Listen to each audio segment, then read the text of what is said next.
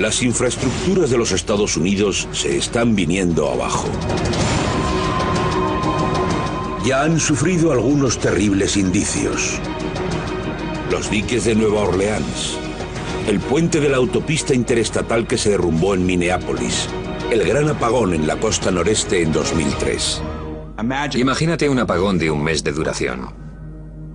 Imagínate un fallo general en el sistema de aguas del oeste del país. Imagínate roturas irreparables de diques. Íbamos por aquella carretera que, sin exagerar, parecía de algún país comunista o del tercer mundo. Estos son los Estados Unidos de América. ¿Por qué nuestras infraestructuras están en un estado tan lamentable?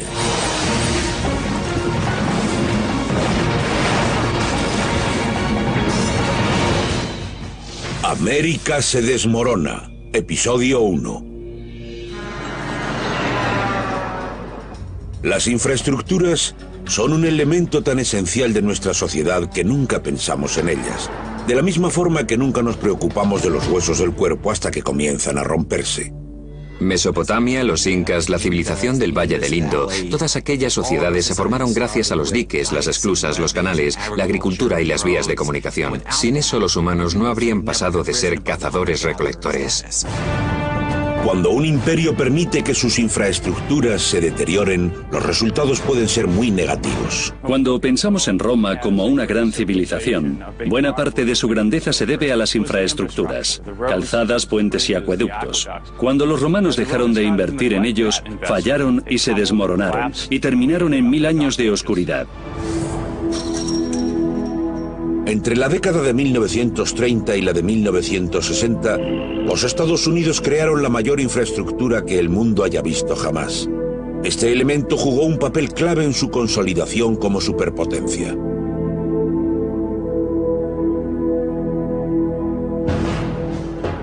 Todo este entramado está llegando al fin de su ciclo vital y gime mientras aguanta cargas que no debería haber soportado nunca. Errores de diseño, falta de dinero, la corrosión y décadas de mantenimiento deficiente conspiran para derrumbar las infraestructuras del país. Los estadounidenses actuales nos comportamos como unos jóvenes que hubiesen heredado la mansión de los abuelos. La gente pasa por delante y piensa, qué casa más bonita, pero si entras, ves que se está viniendo abajo. Cuando Dwight Eisenhower dejó la presidencia en 1961, el 12,5% del presupuesto se gastaba en infraestructuras. Hoy empleamos alrededor del 2,5%. China e India gastan respectivamente el 9 y el 8%. La Asociación de Ingenieros Civiles de los Estados Unidos publica un informe cada 3 años en el que evalúa el estado de 15 infraestructuras distintas, entre ellas puentes, presas, agua potable, diques, carreteras, aguas residuales y la red eléctrica. La puntuación media de los Estados Unidos es una D, un 6 sobre 10.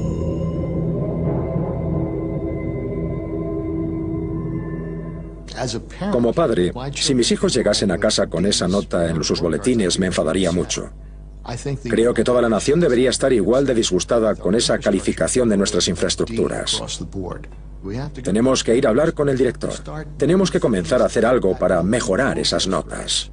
Según los ingenieros civiles, la situación es tan mala que en los próximos 5 años deberían gastar 1,7 billones de euros para que las infraestructuras alcanzasen un nivel aceptable. Pero solo el 9%, o 52.000 millones de los 600.000 millones de euros del paquete de estímulo aprobado por el Congreso en febrero de 2009, estaba destinado de forma explícita a proyectos de infraestructuras. Muchos expertos creen que los Estados Unidos están a punto de llegar a un punto en el que se producirán fallos sistémicos que pondrán a todo el que conduce un coche, abre un grifo o cruza un puente en peligro. Más de 160.000 de los 600.000 puentes que tiene el país, es decir, el 27%, son estructuralmente deficientes u obsoletos.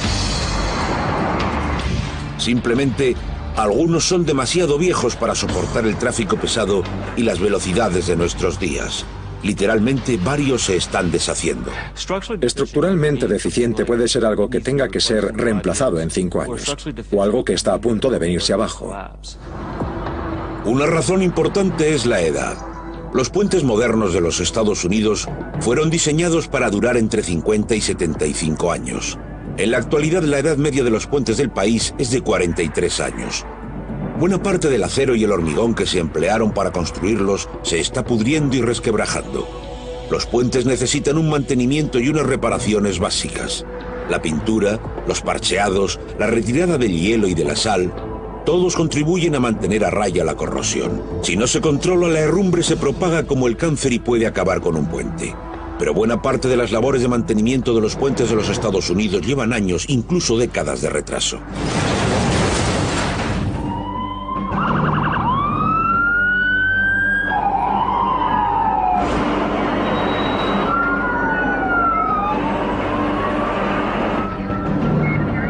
El derrumbe del puente de la I-35 en el centro de Minneapolis durante la hora punta del 1 de agosto de 2007 fue una espeluznante llamada de atención sobre el estado de los puentes del país. Puentes como el de la I-35, construido en 1967, de 8 carriles y 580 metros de longitud, no deberían romperse.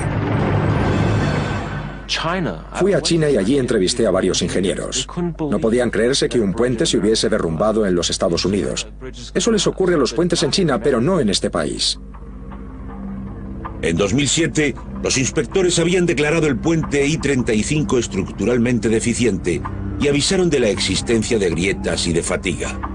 Pero según la Junta Nacional de Seguridad en el Transporte, la causa de la tragedia fue un minúsculo error de diseño.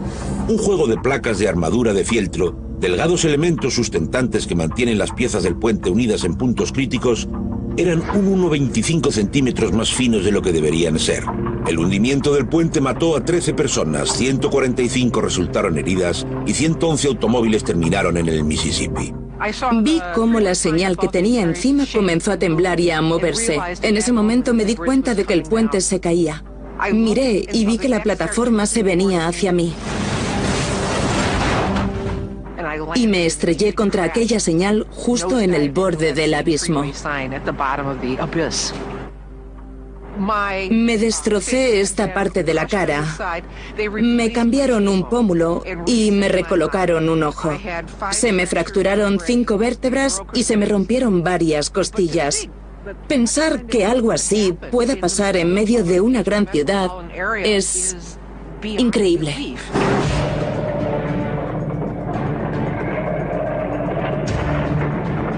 Por supuesto que se han producido roturas de puentes anteriores.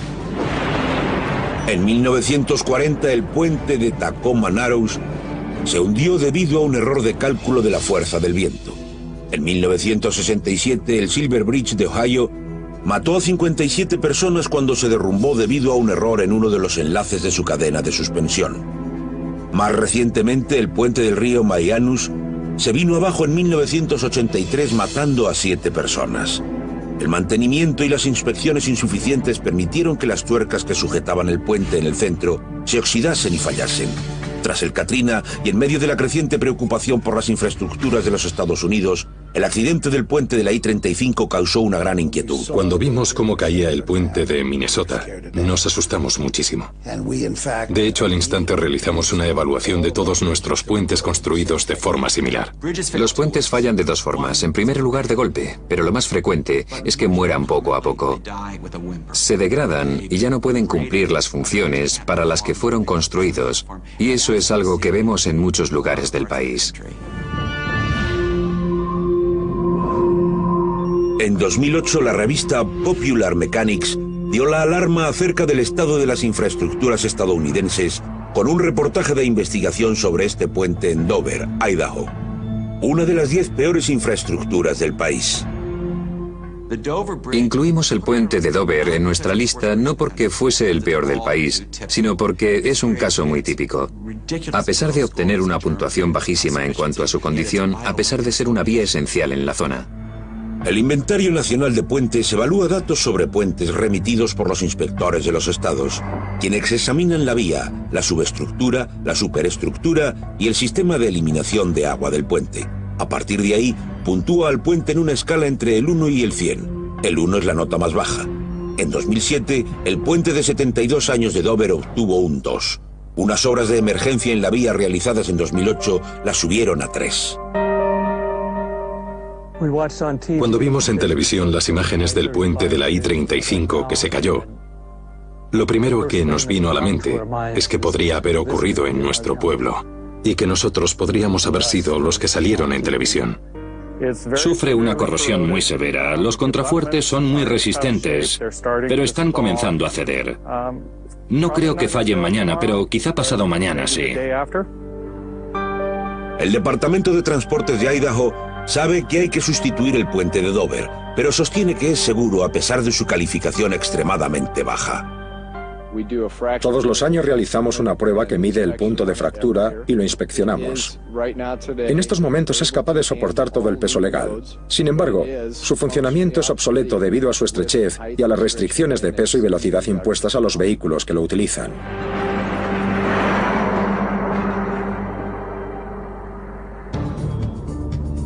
La prueba de punto de fractura determina si un puente se hundirá como le ocurrió al de la I-35, si una sección del mismo se viene abajo. Las autoridades de Idaho dicen que eso no le pasará a su puente, pero reconocen que el de Dover está en malas condiciones. Es viejo, se deteriora con rapidez y es vital para su zona. Dover es la única vía de comunicación directa entre el nordeste de Idaho y Spokane. Sin él, los camiones de bomberos y de otros servicios de emergencia tendrían que tomar un desvío de 80 kilómetros. No hay otra forma de llegar. Es absolutamente esencial para la supervivencia de la comarca. Tras muchos retrasos, el Departamento de Transportes de Idaho decidió por fin sustituir el puente en mayo de 2009. Parece inimaginable que un grupo de personas diga, no, vamos a esperar para arreglarlo, cuando hay vidas en peligro y un problema podría causar una gran catástrofe. En los próximos 10 años, más del 50% de nuestros puentes tendrán más de 50 años. Estamos encaminados hacia una especie de tormenta perfecta. Va a llegar un momento en el que problemas como el del puente de Dover se reproducirán por todo el estado. Y posiblemente algo mucho peor. Los pequeños puentes rurales no son los únicos en aprietos. Se formaron auténticos boquetes en el puente porque grandes fragmentos del mismo habían caído al agua. A través de los boquetes se podía ver el río Hudson.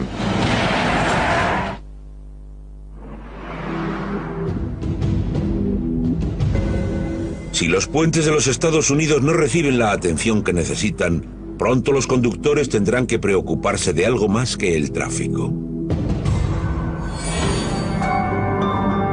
El puente de 5 kilómetros Tappan Zee está situado sobre el río Hudson a 21 kilómetros de la ciudad de Nueva York. Más de 135.000 conductores lo cruzan cada día. El puente no está a punto de caer, pero algunos de sus cimientos están en peligro. Esto es lo que pasaría si cedieran.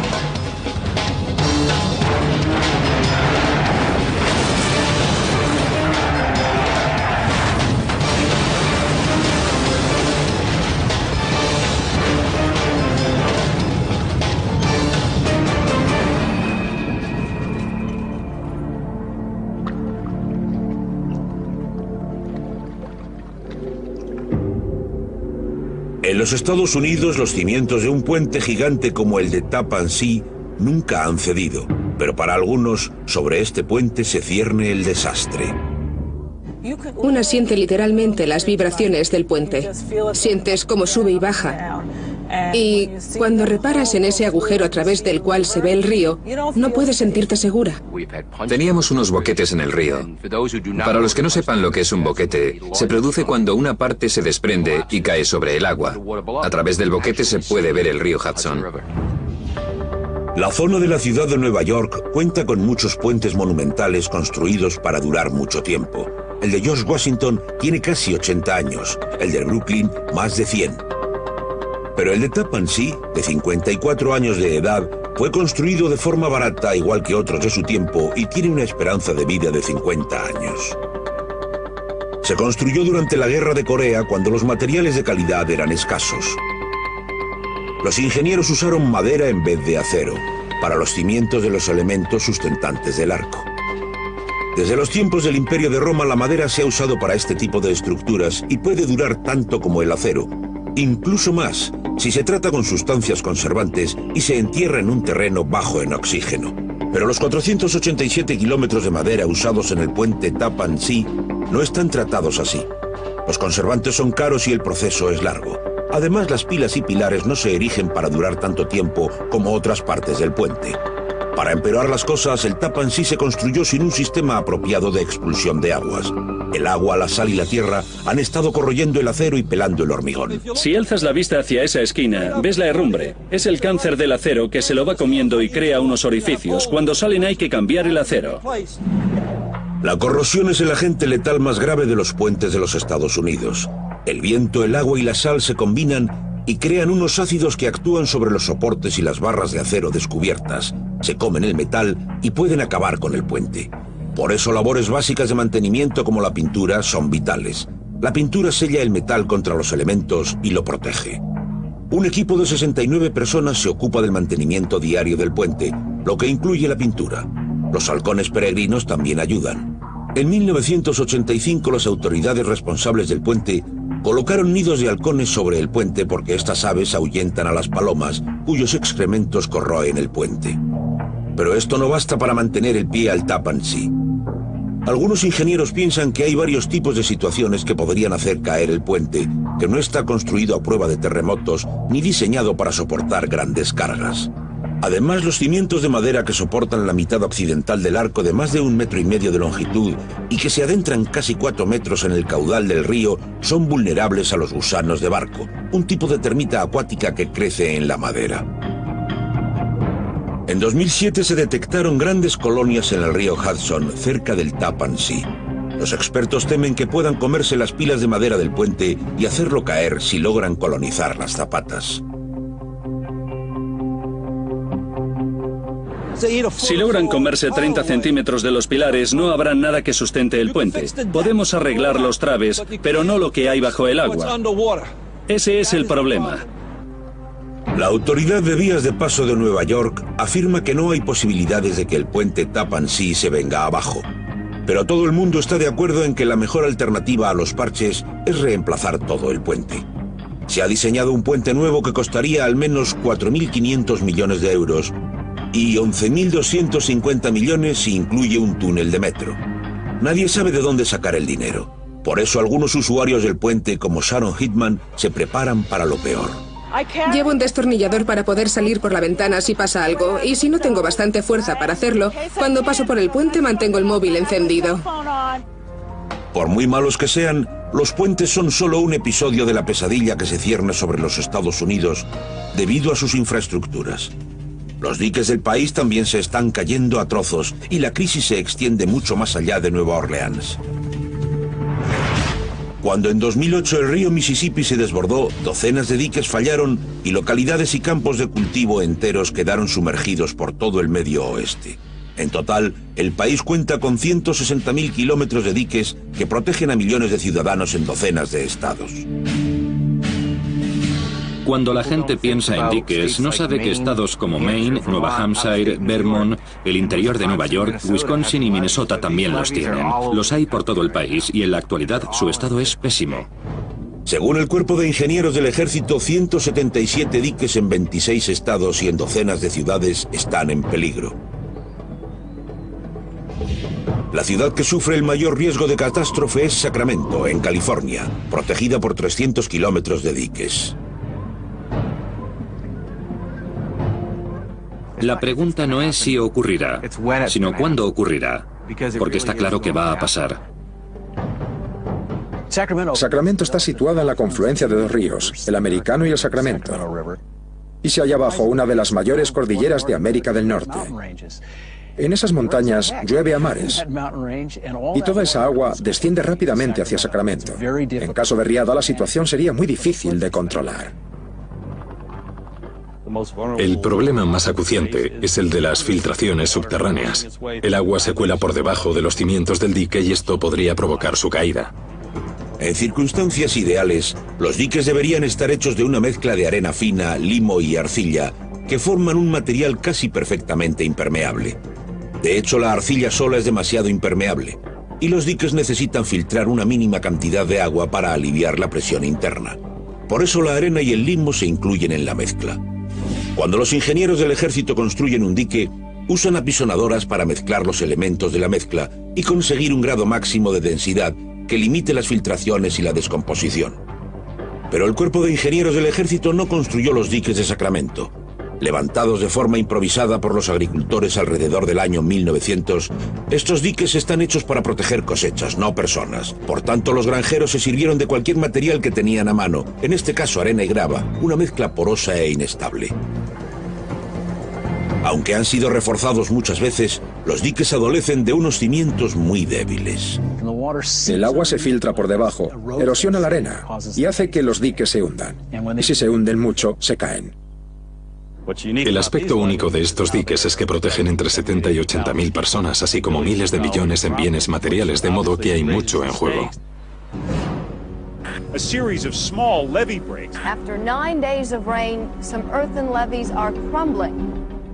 En las décadas de 1980 y 1990, desastrosas inundaciones pusieron en evidencia la debilidad del sistema de diques de Sacramento. Tras el Katrina, el cuerpo de ingenieros del ejército detectó un número de diques que carecían de la resistencia para soportar el huracán más fuerte de los últimos 100 años, el nivel mínimo de seguridad establecido por el gobierno. El nivel de protección de la zona es tan bajo que algunas personas sufrirán inundaciones antes de que terminen de pagar sus hipotecas a 30 años. El cuerpo de ingenieros del estado de California está alzando los diques para que puedan resistir un huracán 2 veces más fuerte que el mayor de los últimos 100 años. Pero no terminarán hasta 2012. Y eso sin tener en cuenta el calentamiento global. Si la frecuencia y la intensidad de las tormentas aumentase, los niveles actuales de protección se tornarían obsoletos. Mientras tanto, las localidades de la zona, conjuntos de residencias con piscina construidas justo al lado de los diques, están en peligro. Natomas, una pequeña ciudad de 70.000 personas que durante los años 70 y 80 del siglo pasado multiplicó su población debido a las promesas de que los diques mantendrían a la población segura, es incluso más vulnerable. Las fuertes lluvias sumadas a los corrimientos de tierra en las montañas circundantes podrían sobrecargar los diques y provocar una brecha.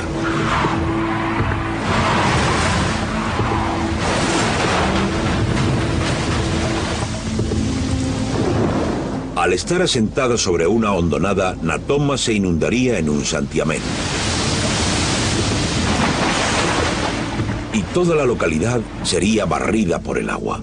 Calles, vehículos y viviendas quedarían sumergidos más de 6 metros bajo el agua.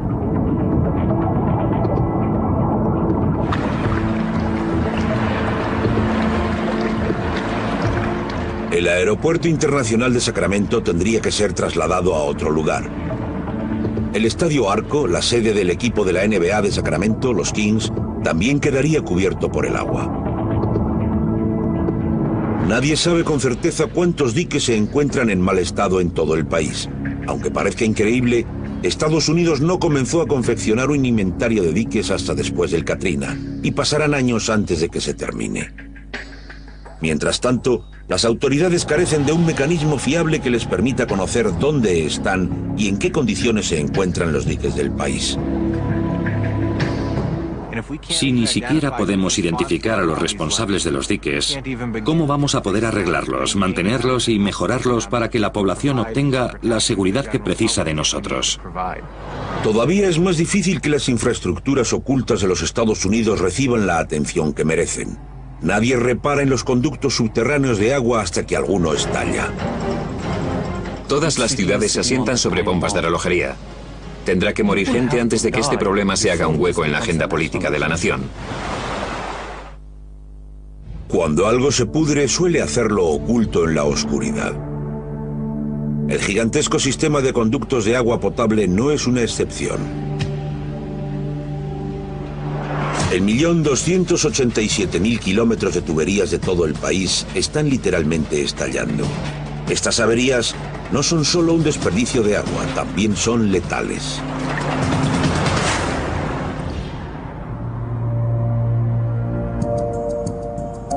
Imagínese que una mañana, mientras conduce hacia su puesto de trabajo, de repente esto se convierte en esto. Le ocurrió a Sharon Shoeb, quien quedó atrapada en las cercanías de una localidad de Maryland una tarde de martes de 2008, 2 días antes de Navidad. Este embravecido torrente sobre una autopista local fue el resultado de una gran brecha en una tubería de agua, en este caso, en una cañería de 20 metros de diámetro.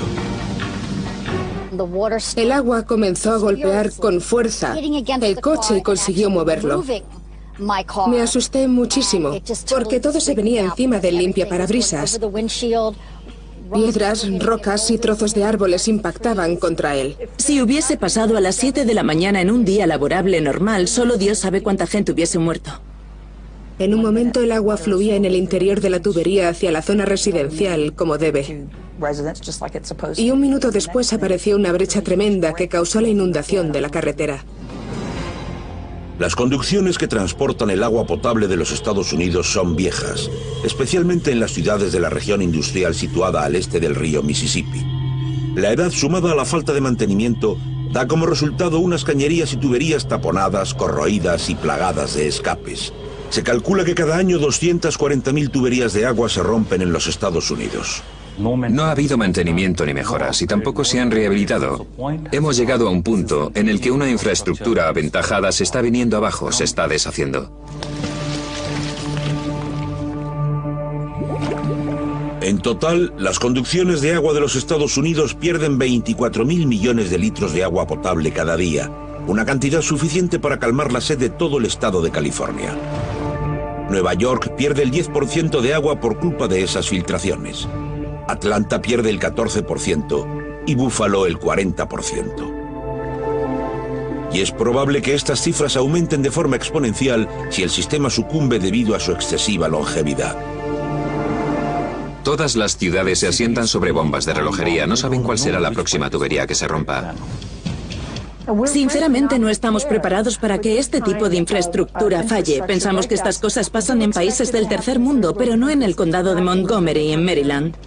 El condado de Montgomery es una zona residencial acomodada, situada en las afueras de Washington, D.C. Posee algunas de las tuberías más viejas y agujereadas de todo el país.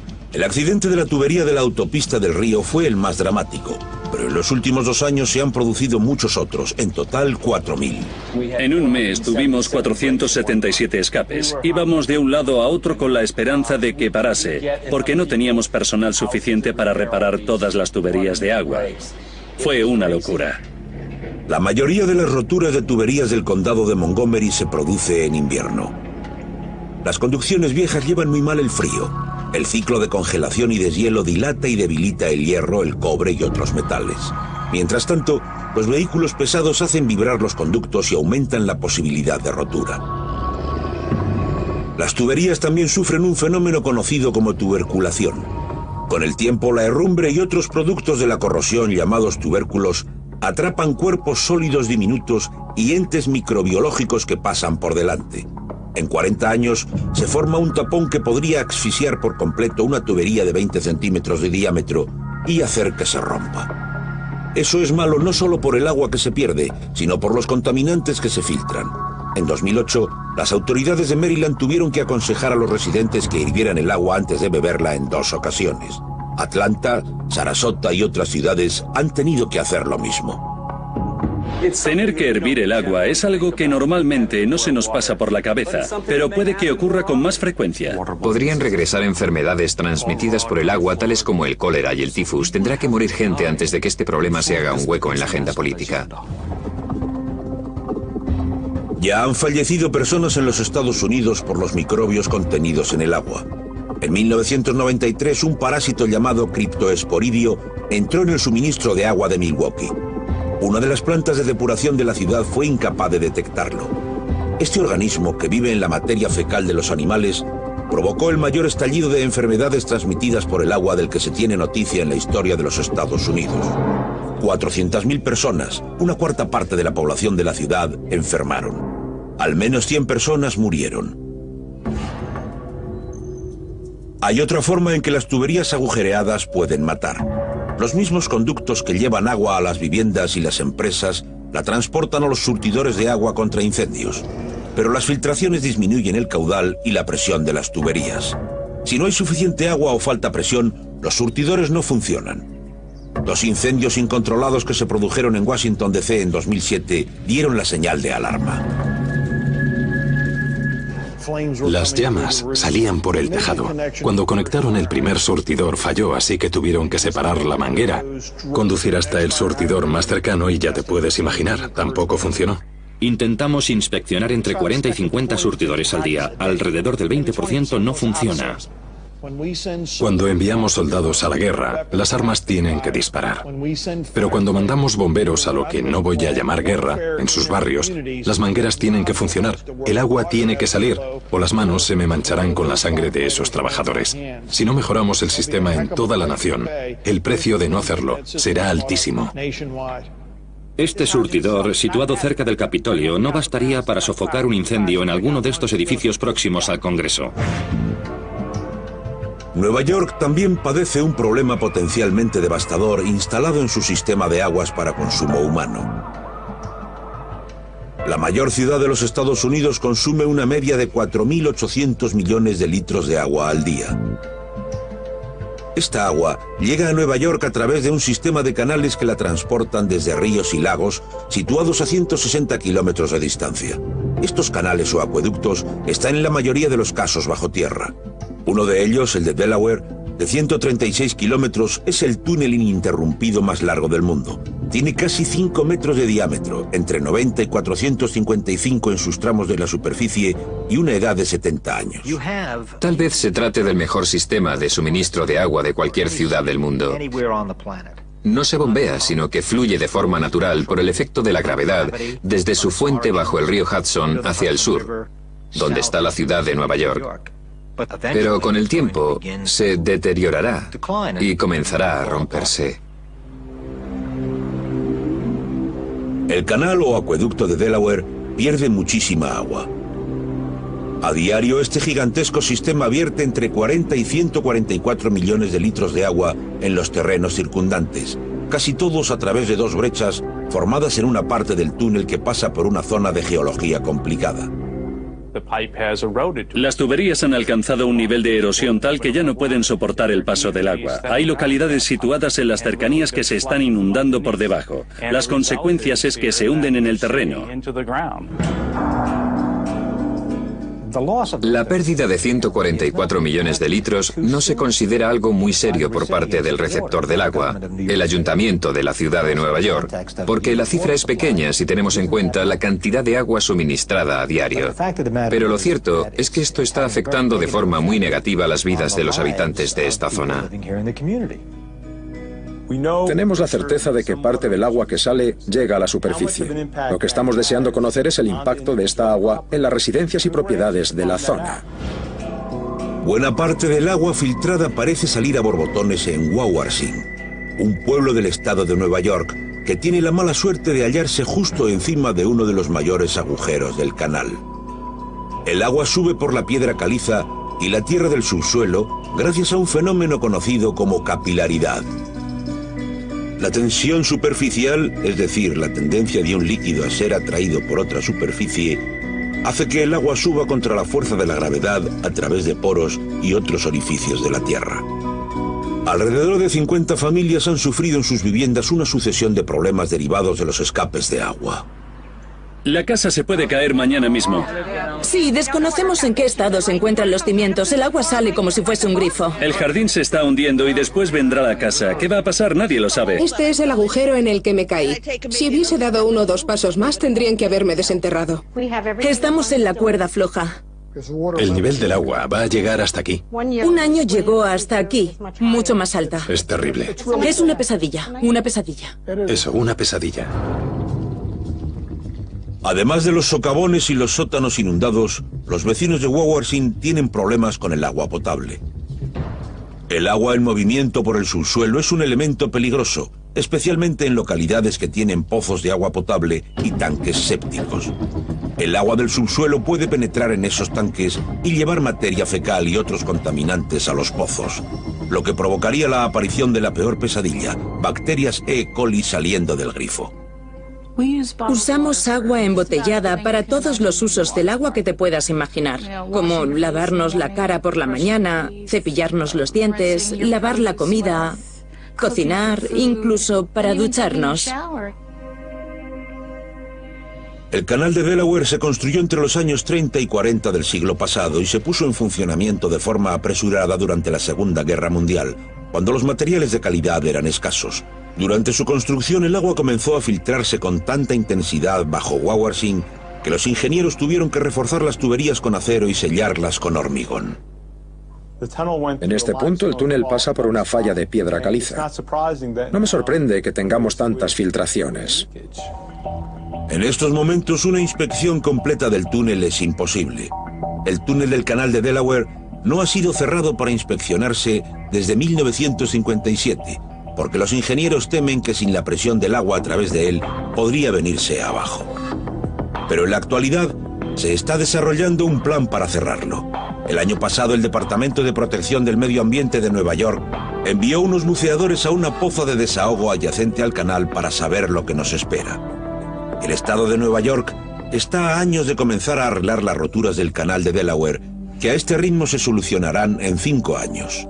Mientras tanto, los neoyorquinos y la población de Wawarsing viven con la posibilidad de que la situación empeore. En el peor de los casos, a su paso por Wawarsing, el túnel se romperá por todas partes.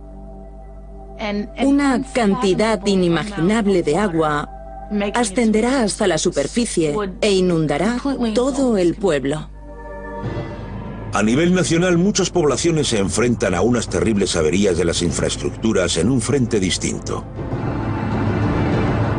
La red vial de la que dependemos, el sistema de carreteras del que dependen la riqueza y el poder de esta nación se está desintegrando. Literalmente se está haciendo trizas.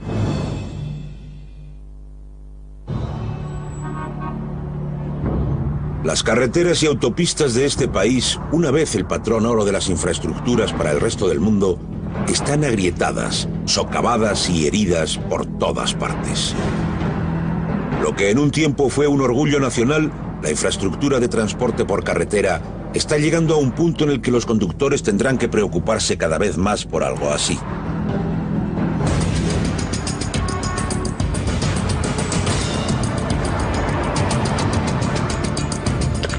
Una grieta se forma en uno de los soportes de una autopista interestatal muy transitada. La brecha se ahonda y de pronto el pilar se hunde.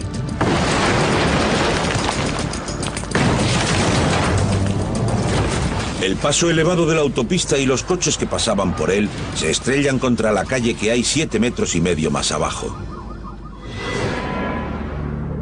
Lo que acaban de ver casi ocurrió el 18 de marzo de 2008 en la Interestatal 95, justo en las afueras de la ciudad de Filadelfia. Un trabajador que estaba almorzando observó una grieta de 5 centímetros en un pilar que sustentaba la autopista. De inmediato las autoridades la cerraron al tráfico.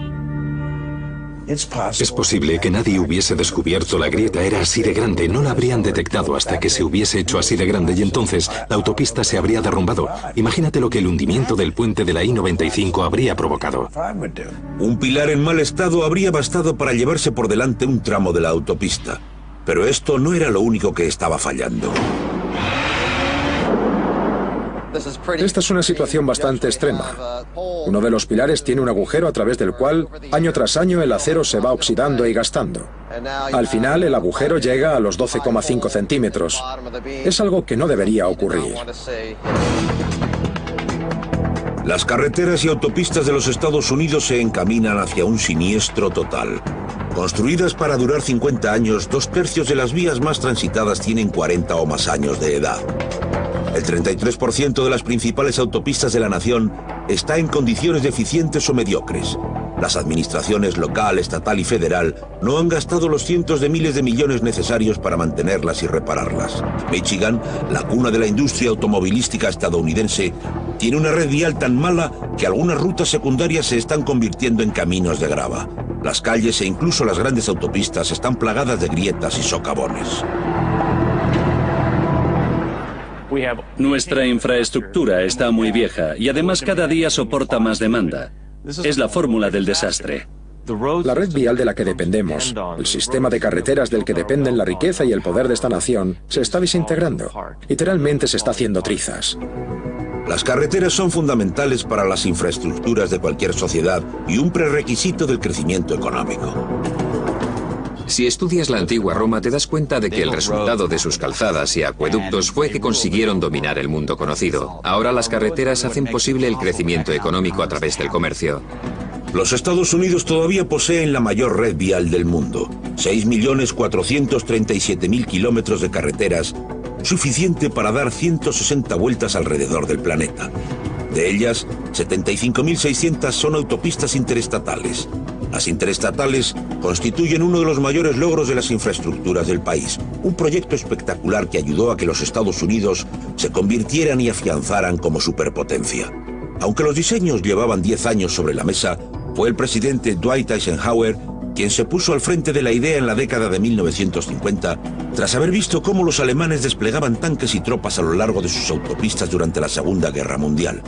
La Guerra Fría demostró la necesidad urgente de desarrollar una red de autopistas como medio eficaz de transportar soldados y vehículos en situaciones de emergencia. Comenzado en 1956, la red de autopistas interestatales fue el proyecto de intervención en el terreno más importante de todos los tiempos, mayor que las pirámides y que la Gran Muralla China. 1.600 millones de toneladas de asfalto, cemento y otros materiales se emplearon en su construcción. Esto equivale a 3 veces la suma de todos los pesos de las personas del planeta. El sistema de autopistas jugó un papel primordial en la unidad del país. Poco más de 50 años después, está deteriorándose y se ha convertido en una rémora. El sistema de interestatales se desangra por múltiples heridas. Es la cúspide del sistema de transporte del país, pero a cada metro, a cada curva está debilitándose. Se está viniendo abajo más deprisa que cualquier otro elemento de las infraestructuras de los Estados Unidos. La I-64 a su paso por San Luis es un caso extremo de esto. Se trata de la ruta más importante entre el este y el oeste de la ciudad y soporta 130.000 vehículos al día. Pero la carretera está tan gastada y es tan peligrosa que el estado de Missouri tuvo que cerrarla y reconstruir un tramo de 16 kilómetros partiendo de cero. No podríamos haber puesto más parches. Tenemos que reemplazarla toda. Aquí tenemos un agujero en un puente desde el que se puede ver el tráfico que circula por debajo. Hay piedras que caen sobre la gente que pasa y la situación solo va a empeorar. Igual que con los puentes, estos boquetes y socavones de las carreteras se forman cuando el agua se filtra por las pequeñas grietas del hormigón y corroe el acero reforzado que hay dentro. El metal comienza a oxidarse y el hormigón tiene que aguantar más presión. Entonces las brechas se agrandan y crean los boquetes. Un buen mantenimiento y un sistema adecuado de expulsión de agua son vitales para las carreteras. El drenaje de la I-64 era tan malo que no solo permitía que el agua se filtrase en el hormigón, sino que ocasionaba grandes charcos de agua sobre la misma calzada. A la velocidad que uno transita por la interestatal, si te topas con un charco como el que vemos, el coche puede perder el control. Por todo el país, décadas de negligencia han creado una ristra de problemas demasiado grandes para que el presupuesto de cualquier estado baste para subsanarlos. Esto ha reducido a las autoridades encargadas del transporte a la práctica de una modalidad de ruleta rusa en las carreteras denominada parchear y rezar. Parchear y rezar significa que uno arregla las cosas lo mejor que puede, pero no como debería. Pones un parche y luego rezas para que nada vaya mal. A medida que las carreteras empeoran, la parálisis aumenta. Los estadounidenses conducen un total de 4,8 billones de kilómetros al año, 6 veces más que en 1955. Los conductores urbanos suelen pasar una media de 44 horas al año atrapados en atascos. Para los camioneros en vías muy transitadas, los embotellamientos son aún peores. En una economía globalizada, la velocidad lo es todo. Mientras nosotros estamos atrapados en el carril lento, el resto del mundo acelera. China nos está destrozando en lo que respecta a la movilidad de los bienes por el territorio nacional. Esto es fundamental a la hora de decidir la ubicación de las fábricas y de los centros de distribución. Entre los próximos 10 a 20 años, el tráfico de camiones va a duplicarse y el resultado será la paralización del comercio, porque los bienes viajarán a la misma velocidad que cuando se creó el sistema de interestatales. Uno obtiene lo que paga. No se trata de gastar, sino de invertir en nuestro futuro. Si creamos activos, es decir, si construimos carreteras, puentes y autopistas, mejoramos la red vial, el ferrocarril y los aeropuertos, estamos reconstruyendo los activos del país, y eso a largo plazo será mejor para todos. Esto es indudablemente cierto cuando nos referimos al sistema de aguas residuales de los Estados Unidos, agrietado, corroído y plagado de filtraciones.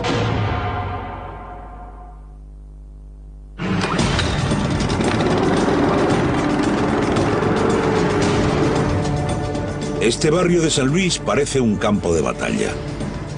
Pero el humo que asciende desde la superficie no se debe a un incendio, sino a una prueba realizada para detectar fugas en el alcantarillado. Igual que el resto de las grandes ciudades del país, San Luis afronta varios retos en sus infraestructuras.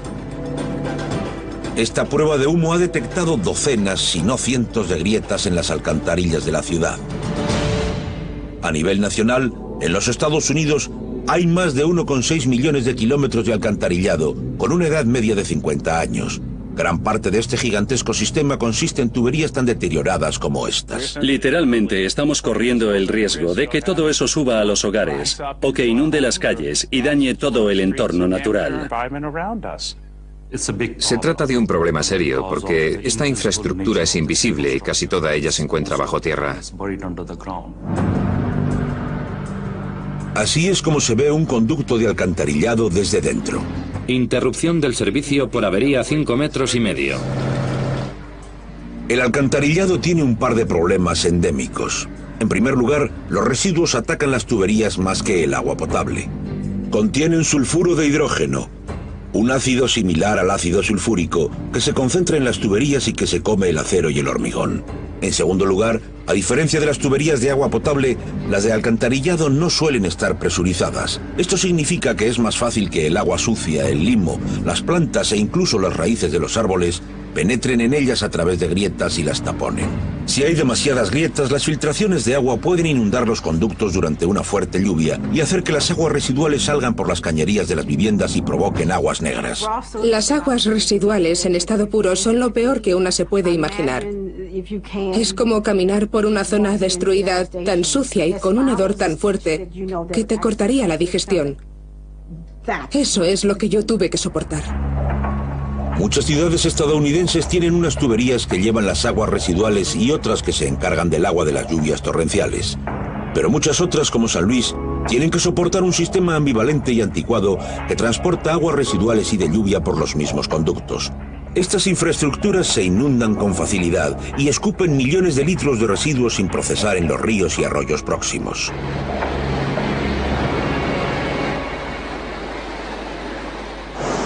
Estamos a unos 8 metros bajo las calles de San Luis, justo en medio de una alcantarilla construida hace más de 80 años. A un lado vemos el agua de la lluvia que procede de las calles y las aceras. En el otro está el agua residual que viene de las viviendas y las empresas. Así funciona un alcantarillado combinado. Los dos tipos de aguas acaban en el mismo conducto. Todo este fango debería acabar en una planta de residuos, pero a menudo el sistema de San Luis se sobrecarga cuando llueve. La riada de residuos humanos mezclados con agua de lluvia se vierte sobre los arroyos de la zona como el Meilín y después al Mississippi, que está a 300 metros de distancia. Hay cientos de bacterias distintas que podrían estar en el agua, además de tenias, anélidos y parásitos intestinales. Cuando hay mucha espuma en el agua, eso suele ser un buen indicio de que está demasiado contaminada para los peces y los invertebrados superiores. Todos los años, San Luis arroja 52.000 millones de litros de aguas residuales y de lluvia al Mississippi y a otras vías fluviales cercanas. Suficiente para inundar la ciudad entera con 30 centímetros de desechos. Ríos como el Mississippi son la forma en que la naturaleza lidia con los residuos animales y humanos. Los microbios del agua los digieren mediante un proceso que los convierte en abono orgánico, que se reincorpora limpio al ecosistema. Pero ni el Mississippi ni otros ríos pueden soportar las enormes cantidades de residuos arrojados por las ciudades modernas. En total, cada año en los Estados Unidos, más de 3.600 millones de litros de aguas residuales mezcladas con agua de lluvia terminan en los ríos. Es la cantidad de agua que cae por las cataratas del Niágara en 21 días. Más de 700 centros urbanos poseen estos sistemas combinados anticuados que se inundan cuando llueve, aunque solo sea 25 milímetros por metro cuadrado. La Agencia de Protección del Medio Ambiente de los Estados Unidos ha demandado al Departamento de Aguas Residuales de San Luis y a los de varias ciudades más debido a este problema. San Luis lleva gastados 1.350 millones de euros en la eliminación de 300 puntos de desbordamiento por medio de la separación de aguas residuales y de lluvia en zonas críticas, pero todavía le quedan 440. Se trata de dinero. ¿Con qué rapidez aumenta la factura de las alcantarillas? ¿A qué velocidad podemos realizar el trabajo? En los últimos 5 o 6 años, las facturas se han duplicado. Las ciudades como San Luis están en serios aprietos. La Agencia Medioambiental Federal reclama el empleo de miles de millones para arreglar y sustituir las tuberías agujereadas y terminar con las inundaciones. Pero hace décadas que el gobierno federal dejó de ayudar a pagar la factura. El peso recae casi totalmente sobre los ayuntamientos. No hablamos de dinero abundante, sino de fondos escasos, porque no somos la única necesidad que tiene la ciudad. También hay que reconstruir carreteras y rehabilitar puentes. Por suerte han surgido nuevos métodos para reparar alcantarillas que abaratan los arreglos y los hacen menos molestos. Por ejemplo, en vez de cavar zanjas y abrir kilómetros y kilómetros de calles, este equipo de San Luis usa un solo punto de acceso para desplegar un revestimiento de poliéster superresistente. Se endurecerá y será una tubería dentro de la tubería, sellando así las grietas desde dentro. Pero una reforma total de los sistemas de alcantarillado de todo el país sería carísimo y tardaría años, si no décadas, en terminarse. Hasta entonces, millones de litros de aguas residuales rebosantes de bacterias continuarán entrando en nuestros ríos y arroyos, y más estadounidenses que nunca pueden esperar padecer inundaciones de aguas residuales como la sufrida por Melody Bordeaux. Si traduzco mis pensamientos en palabras, aquel hedor espantoso, aquello con lo que tuve que convivir en mi casa día tras día, me resulta difícil creer que lo soportase, pero lo hice. Los estadounidenses tendrán que acostumbrarse a todo tipo de espeluznantes fallos de sus infraestructuras, inclusive algunos que podrían matarlos. El agua llega como si fuera una locomotora a vapor. Cientos de miles de personas corren ese riesgo.